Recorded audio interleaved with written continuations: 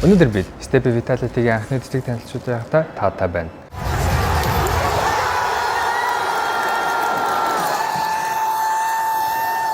Энэ жил Монгол багийн хувьд e-спортын дэлхийн аварга болсноос гадна маш олон сонирхолтой олон зүйл болж байгааг нэг нь Монголын анхны e-спортын эмэгтэй багш тамирчид зориулсан киноны нэлт тун удахгүй нээлттэйгэд бэлэн болоод байна. Манайс нь ихний багаас хамаагүй илүү байгаа юм байна. Даваа! Хөөе, даваа. Чимээгүй байж та. Цаашлаарай. 6 дахь тоглогч. Уран сайхны кино. 2026 оны 1-р сарын 16-наас бүх кинотеатруудаар.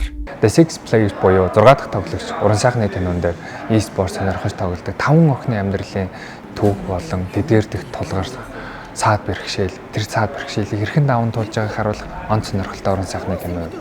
Мөн баг 5 гишүүнтэй хэдэж 6 дахь тоглогч яг хэн байсан бэ гэдгийг та киноноос олж мэдээрэй.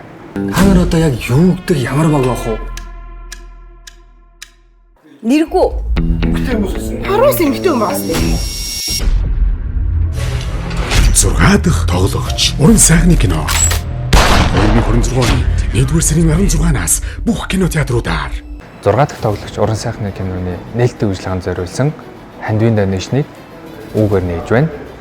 Таны өгсөн донешн киноны нээлттэй үйл ажиллагаанд зарцуулагдахаас гадна 50,000 болон түүнээс дээш үнийн дүнгээр ханд өргөсөн тохиолдолд киноны тасалбарыг тань бэлэг болгох болно. Ингээд ханд үзэгчдийг нэг дээрээ тавтай амарл. Бомба тавьчих шүү. Юу, та нар ч одоо ингэж жирэмсэн өгүүлээрээ тоглоо явчих тийм үү? 100 цэнгэл биш шүү дээ найзаа. Би нэг тэмцээнд оролцох гэсэн юм аа. CS үү?